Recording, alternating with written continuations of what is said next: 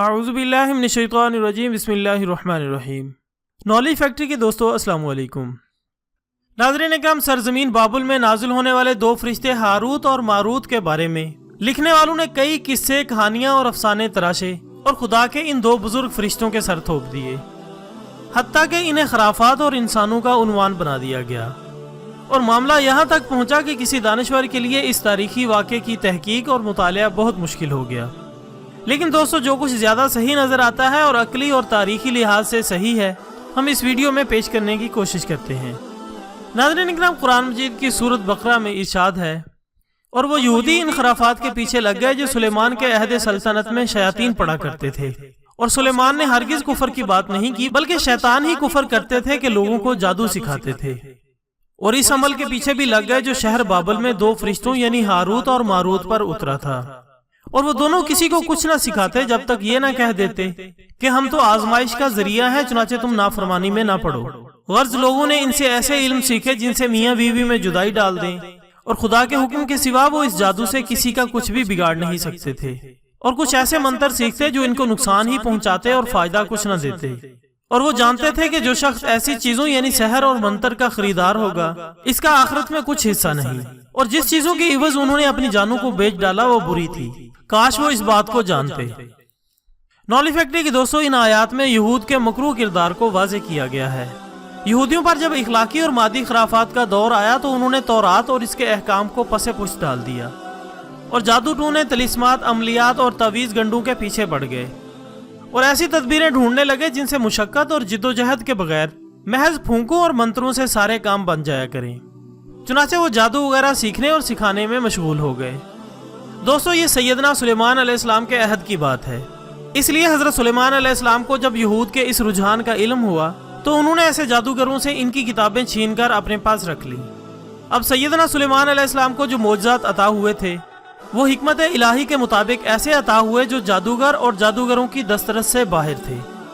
مثلا اللہ تعالیٰ نے تمام سرکس جنوں کو آپ کے لیے مسخر کر دیا تھا، اور حضرت سلیمان علیہ السلام ان جنوں سے سخت مشقت کا کام لیا کرتے تھے۔ ہوائیں آپ کے لیے مسخر تھیں جو آن کی آن آپ کا تخت مہینوں کی مسافت پر پہنچا دیتی تھیں۔ پرندے بھی آپ کے تابع تھے اور آپ ان سے بھی کام لیا کرتے تھے۔ آپ پرندوں کی بولی سمجھتے تھے اور پرندے بھی آپ کی بات سمجھتے تھے۔ اب جب حضرت سلیمان علیہ السلام فوت ہوئے تو ان شیطان یہودیوں نے کہا کہ سیدنا سلیمان علیہ السلام تو یہ سب کچھ جادو کے زور پر کیا کرتے تھے، اور اس کی دلیل یہ پیش کی کہ سیدنا سلیمان علیہ السلام کے کمرے میں جادو کی بے شمار کتابیں موجود ہیں۔ گویا جو کام سلیمان علیہ السلام نے اس فتنے کے سد باب کے لیے کیا تھا، ان یہودیوں نے اسی فتنے کو ان کی سلطنت کی بنیاد قرار دے کر ان پر ایک مکروہ الزام عائد کر دیا۔ اس مقام پر اللہ تعالیٰ نے اسی الزام کی تردید کرتے ہوئے فرمایا کہ یہ کفر کا کام سلیمان علیہ السلام نے نہیں کیا تھا، بلکہ ان شیطان لوگوں نے کیا تھا جو جادو سیکھتے اور سکھاتے تھے۔ خیر معزز خواتین و حضرات، جادو کو روکنے کے لیے حضرت سلیمان علیہ السلام کے اس اقدام کے بعد اللہ تعالیٰ نے یہود کی ایک دوسرے طریقے سے آزمائش فرمائی، اور وہ یہ تھی کہ بابل شہر میں جہاں آج کل کوفہ ہے، دو فرشتوں ہاروت اور ماروت کو پیروں فقیروں کے بھیس میں نازل فرمایا، اور اس آزمائش کا مقصد یہی تھا کہ آیا ابھی تک یہود کے ذہنوں سے جادو اور ٹونے ٹوٹکے کی عقیدت اور محبت کم ہوئی ہے یا نہیں۔ جب یہودیوں کو ان فرشتوں کی آمد کا علم ہوا تو فوراً ان کی طرف رجوع کرنے لگے۔ ان فرشتوں کو یہ حکم دیا گیا تھا کہ اگر تمہارے پاس کوئی شخص یہ ٹونے ٹوٹکے سیکھنے آئے تو پہلے ان کو اچھی طرح خبردار کر دینا کہ یہ ایک غلط کام ہے، اور ہم محض تمہارے امتحان کے لیے آئے ہیں، لہٰذا تم اس کا ارتکاب مت کرو۔ پھر بھی اگر کوئی سیکھنے پر اصرار کرے تو اسے سکھا دینا۔ چنانچہ جو لوگ بھی ان کے پاس جادو سیکھنے آتے، فرشتے اسے پوری طرح متنبع کر دیتے، لیکن وہ اس کفر کے کام سے باز نہ آتے اور سیکھنے پر اصرار کرتے رہتے۔ ناظرین اکرام، ان سیکھنے والوں میں سے اکثریت ایسے لوگوں کی تھی جو ایسا عمل سیکھنا چاہتے تھے جس سے میاں بیوی کے درمیان جدائی ہو جائے، اور پھر وہ بیوی اس سیکھنے والے پر عاشق ہو جائے۔ بدقسمتی سے آج کل بھی میاں بیوی کے درمیان جدائی ڈالنا ہی سوسائٹی کا سب سے بڑا فساد ہے۔ چنانچہ بیان ہوتا ہے کہ ابلیس سمندر میں اپنے تخت پر بیٹھا رہتا ہے اور اپنے چیلوں کو ملک میں فساد پیدا کرنے کے لیے اور لوگوں کو گمراہ کرنے کے لیے روزانہ بھیجتا رہتا ہے۔ شام کو یہ سب اکٹھے ہو کر ابلیس کے حضور اپنے اپنے کارنامے بیان کرتے ہیں۔ کوئی کہتا ہے کہ میں نے فلاں فتنہ کھڑا کیا، اور کوئی کہتا ہے کہ میں نے فلاں شر بپا کیا، مگر ابلیس انہیں کچھ اہمیت نہیں دیتا اور کہتا ہے کہ تم نے کچھ نہیں کیا۔ پھر ایک اور چیلا آ کر کہتا ہے کہ میں فلاں میاں بیوی کے درمیان جدائی ڈال کر آیا ہوں، तो इब्लीस खुश होकर इसे शाबाश देता है और गले लगा लेता है और कहता है कि यह था करने का काम जो इसने सर अंजाम दिया है। नॉली फैक्ट्री के दोस्तों, ये बात खूब समझ आती है कि उस दौर में यहूदियों में इखलाकी इन्हितात किस निचले दर्जे तक पहुंच चुका था कि वो सिर्फ मियाँ बीवी के दरमियान जुदाई डालने का अमल ही नहीं सीखते थे, बल्कि इसके आगे वो ऐसा अमल भी सीखते थे जिससे वो जुदाशुदा बीवी इस मंतर करवाने वाले पर आशिक हो जाए। दुनिया के उलूम अल्लाह की जानिब से आजमाइश हैं और अगर इनको जायज़ हुदूद में इस्तेमाल ना किया जाए तो ये कुफर तक ले जाते हैं। जब कोई कौम जवाल पजीर होती है तो वो अपने पैगम्बरों पर इल्ज़ाम लगाने से भी नहीं चूकती, जैसा कि हज़रत सुलेमान अलैहिस्सलाम पर यहूदियों ने इल्ज़ाम लगाया कि वो नाऊज़ु बिल्लाह जादूगर हैं। नाज़रीन इकराम, हसद और मादा परस्ती इंसान को इस हद तक गिरा देती है कि वो गुनाह को गुनाह जानते हुए भी इसका इर्तिकाब कर बैठता है। हारूत और मारूत इल्म सीखने वालों को बता देते थे कि इसके ज़रिए नाजायज़ मकासद का हुसूल कुफर है, लेकिन लोग इस तंबीह के बावजूद कुफर का इर्तिकाब कर बैठते थे। जैसे आजकल लोग ये जानते हैं कि झूठ बोलना या गीबत करना गुनाह कबीरा और आखिरत में नाकामी के असबाब हैं, लेकिन फिर भी इससे बाज नहीं आते। दोस्तों, मादियत की आग इंसान को दुनिया और आखिरत दोनों में जलाने का सबब है। जैसा कि इस किस्से में लोग अच्छे भले शादीशुदा जोड़े में इख्तलाफ पैदा करके इनमें जुदाई करवाते थे, ये सूरत हाल आजकल भी बहुत आम है। लोग जादू टोने के जरिए हंसते बसते खानदानों को बर्बाद कर देते हैं। ये किस्सा हमारे मुआशरे पर भी पूरी तरह रोशनी डालता है। हमारी सोसाइटी आज के साइंसी दौर में भी तोहमात का शिकार है।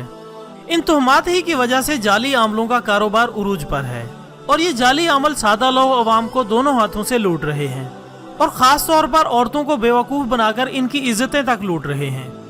इस वहमी नफ्सियात का शाखसाना यह है कि काला और शैतानी इल्म उरूज पर है, चुनाचे कब्रिस्तानों से मुर्दे चोरी करना, लाशों की बेहुरमती और दीगर शैतानी वारदातें आम हो गई हैं।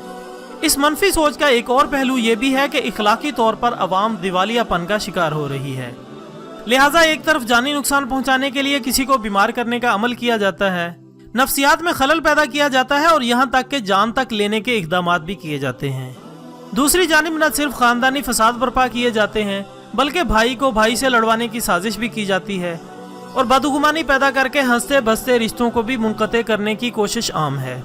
इसी तरह इस कबीह अमल से रोजगार और कारोबार की बंदिश कराने की कोशिश की जाती है और आमिल और जादू करवाने वाले लोग शायद ये नहीं जानते कि वो अल्लाह के हुक्म के बिना किसी को नुकसान नहीं पहुंचा सकते।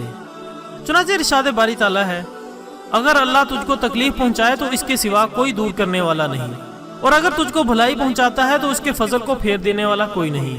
वो अपने बंदों में जिसको चाहे फायदा या नुकसान पहुंचाए, वो बख्शने वाला मेहरबान है। इसके अलावा क्या अल्लाह ताला का ये फरमान हमारे लिए काफी नहीं है कि अगर अल्लाह तुझको तकलीफ पहुंचाए तो उसको टालने वाला उसके सिवा कोई नहीं, अगर वो तुझको भलाई पहुंचाए तो वो हर चीज पर कादिर है। मोअज़्ज़ज़ ख़वातीन हज़रात, जादू इसलिए हराम है कि इसमें शयातीन की मदद ली जाती है और खिलाफ शरअ काम किए जाते हैं। दूसरी जानिब रूहानी इल्म भी मौजूद है जिसमें आमिल कुरान पाक के जरिए इलाज करते हैं। इस किस्म के दम करने के इशारे हदीस नबवी सल्लल्लाहु अलैहि वसल्लम से भी साबित हैं। जैसा कि एक हदीस में है कि चंद सहाबी किसी गांव में गए और उन्होंने वहां के सरदार का इलाज, जिसे बिच्छू ने काटा था, सूरत फातिहा दम करके किया और इसका मुआवजा भी लिया।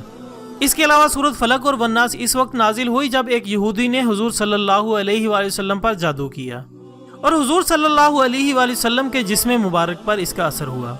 चंद रोज के बाद जिब्राईल अलैहिस्सलाम आए और उन्होंने अर्ज किया कि एक यहूदी ने आप पर जादू किया है और जादू का जो कुछ सामान है वो फलां कुएं में एक पत्थर के नीचे पड़ा है। हुजूर सल्लल्लाहु अलैहि वसल्लम ने हजरत अली रजी अल्लाह तआला अन्हु को भेजा। उन्होंने कुएं का पानी निकालने के बाद पत्थर उठाया और इसके नीचे से खजूर के गाबे की थैली बरामद हुई और हुजूर सल्लल्लाहु अलैहि वसल्लम की कंघी के चंद दंदाने और एक डोरा जिसमें 11 गिरें लगी हुई थी और एक मोम का पुतला जिसमें 11 सुइयां चुभी हुई थी। हजरत अली रजी अल्लाह तआला अन्हु ने ये सब सामान पत्थर के नीचे से निकाला और हुजूर सल्लल्लाहु अलैहि वसल्लम की खिदमत में हाजिर किया। इस वक्त ये दोनों सूरतें नाजिल हुई और इन दोनों सूरतों की आयतें मिलाकर 11 हैं। हर एक आयत पढ़ने के साथ एक गिरा खुलती जाती, यहाँ तक कि सारी गिरें खुल गईं और हुजूर सल्लल्लाहु अलैहि वसल्लम बिल्कुल तंदुरुस्त हो गए। कुरान पाक की ये दोनों सूरतें सिर्फ जादू के लिए ही नहीं बल्कि दूसरी आफतों में भी काम आती हैं। नाज़रीन इकराम, हारूत और मारूत का ये था वो किस्सा जो अमूमन लोग कम ही बयान करते हैं और अक्सरियत इसे किसी और चीज़ के साथ जोड़ती है। और यकीनन आपने वो सारी बातें मुख्तलिफ वीडियोज़ में सुनी होंगी, लेकिन मेरी अक्ल ऐसा नहीं मानती, क्योंकि फरिश्ते कहा ही इन्हें जाता है जो गलती से पाक हों। इसलिए आपने अक्सर औकात लोगों की जुबान से ये जुमला सुना होगा कि मैं कोई फरिश्ता तो नहीं जो गलती ना करूं। لہٰذا یہ واقعہ بھی آپ کے سامنے ہے۔ اب آپ اسے اپنی عقل کی کسوٹی پر پرکھیں اور اپنی قیمتی رائے کومنٹس باکس میں ضرور دیں۔ اگر آپ کو ہماری آج کی کوشش پسند آئی ہو تو ہماری حوصلہ افزائی کے لیے اس ویڈیو کو زیادہ سے زیادہ لائک کریں اور یہ معلومات دوسروں تک شیئر کرنے میں ہمارا ساتھ دیں۔ کل انشاءاللہ ملتے ہیں ایک نئے ٹاپک کے ساتھ، تب تک کے لیے اجازت دیجیے گا۔ اپنا دوستوں، رشتہ داروں اور گرد و نواح کے تمام لوگوں کا بہت خیال رکھیے گا۔ اللہ حافظ۔